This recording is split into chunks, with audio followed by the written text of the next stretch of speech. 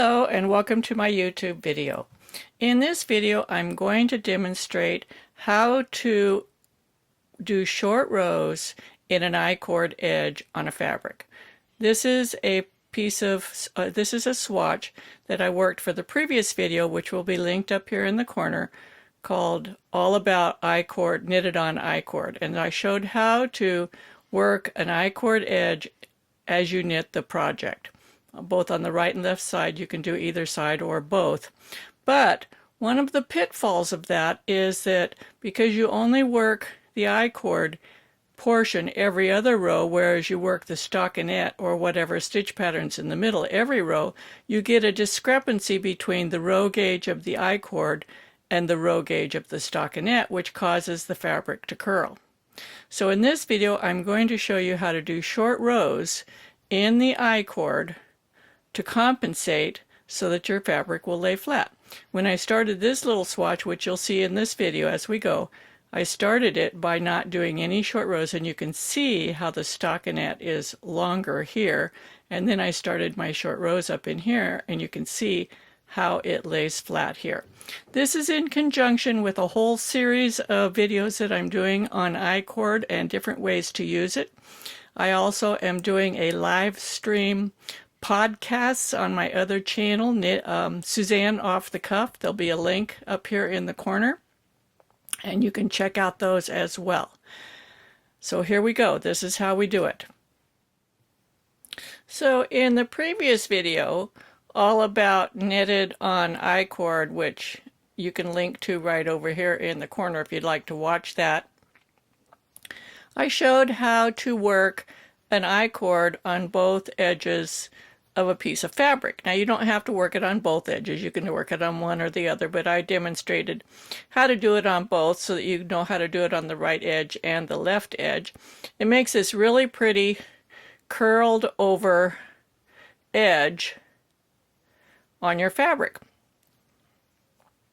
It uses the natural propensity of the stockinette stitch to curl at the edges to make this nice rolled edge on the back. But by working I-cord, you're only working one row for every 2 rows of the stockinette. So what this causes is this curve in the fabric, because you're getting more rows here than you are here. So you have a row gauge inequivalency. They don't match up. Here's a real short piece I just started, and the one that I'm going to use for this demonstration, which you can clearly see. I have the I-cord on the edges, and you can see how much more fabric there is in the center there. Where every row is worked, here only the right side rows are worked. So how can you compensate for that? How can you correct that? That's what this video is about. So we're going to start right out by working a short row. I'm going to work extra rows in the I-cord to compensate for the rows that aren't worked here. And the way you do that is we have our 3 slipped stitches here. Be sure to watch that video that's linked up here, because it'll show you how we did this. We have this 3 slipped stitches here. We're going to work a short row over those 3 slipped stitches. So we're just going to knit,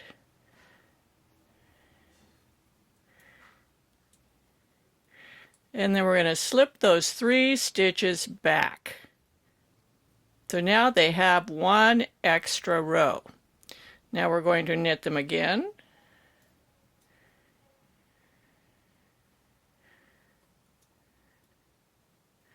And continue knitting across the face of the fabric to the last 3 stitches, which are the left I-cord edge. This is knitted on I-cord. And we work these 3 stitches. 1, 2, 3. So we've worked all the stitches across. We're going to slip these 3 back to the left needle, and we're going to work them again. Just those 3 stitches. Now we have an extra row at this edge.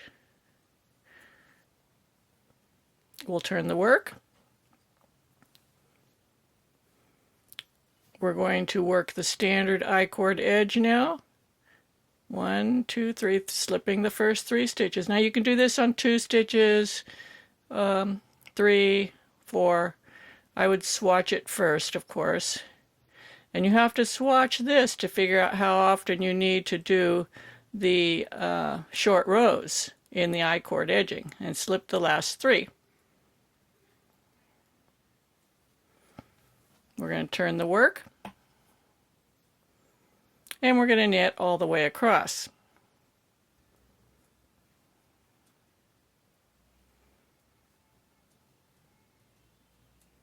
No short rows this time.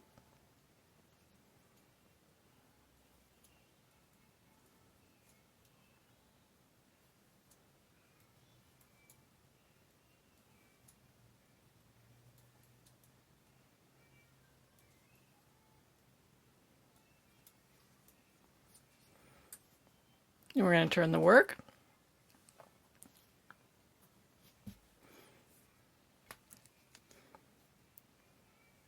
We're going to work a standard I-cord edge on both edges, slip the first 3 and the last 3.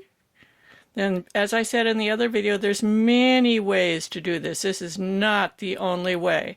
It's just how I do it. You can do it however you want.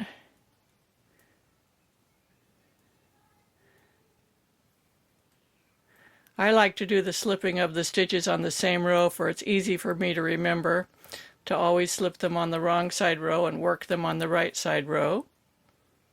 Now you can see it's not curling as much right here. Can you see that? It's going straight right there. So let's do another short row.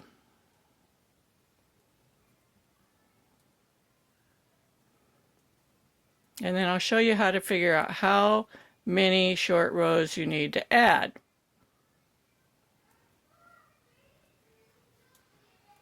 If you were using this down the front of a cardigan, you certainly would not want the front edge to curl up like that. You would want it to lay nice and flat. That's why you need to add the short rows. Otherwise, the center front of your cardigan would be all puckered up at the edge. The edge would look great, but the cardigan would be puckered. So we work all the way to the end.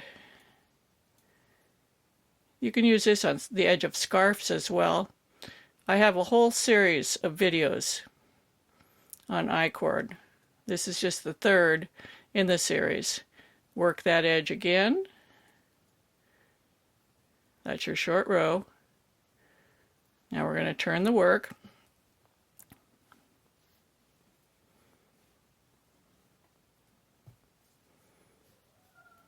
Now slip the first 3. Work across.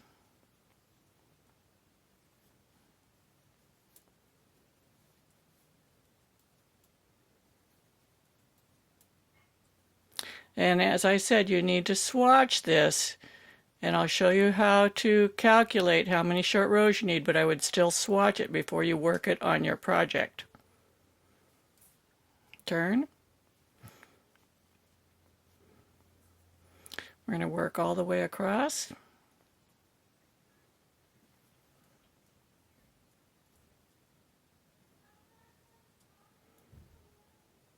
The video after this, I'm going to show how to miter corners using this technique. If you subscribe to my YouTube channel and hit the notification button, when I make new videos, you'll get a notification so you can see there are no holes at the edges where I added those short rows.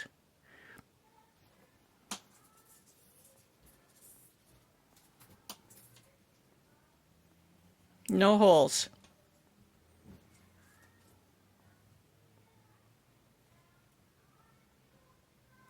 There's a short row here and a short row here. Short row here and here, and it looks just fine. And also, if you turn it on its side, you can see that now the fabric is straight instead of curled. See how it's pooching out here? But now it's straight up here. So how do you figure this out? Well, you'll need one with your stockinette stitch so you can get a row gauge on your plain stockinette, and then you'll need to work another with your I-cord. This is a 3-stitch I-cord, and you'll need to get the row gauge here. So in order to get the row gauge, you need to count how many stitches there are. Each stitch represents one row, and figure out how many there are per inch. Same thing over here. You're going to count the rows and figure out how many there are per inch and compare those two. Let's say you're getting 6 rows per inch here and 6 rows per inch here. Well, you know that you work 2 rows of this for every 1 row on the edge. So that means that you'll need to make a short row every 2 rows. You might want to swatch that to make sure that it works out before you start in here, but you can try on a swatch, experiment, and see until you get it laying flat. I'm going to do a few more rows and come back and we'll see what it looks like. So after working this for a few more rows, you can see how this part lays nice and flat. It's not curved, but down here you can see where I started out. You can see the curve here that's created on the bottom of the fabric because there aren't enough rows of the I-cord to compensate for the number of rows that are in the stockinette. Up here, I compensated by adding the short rows.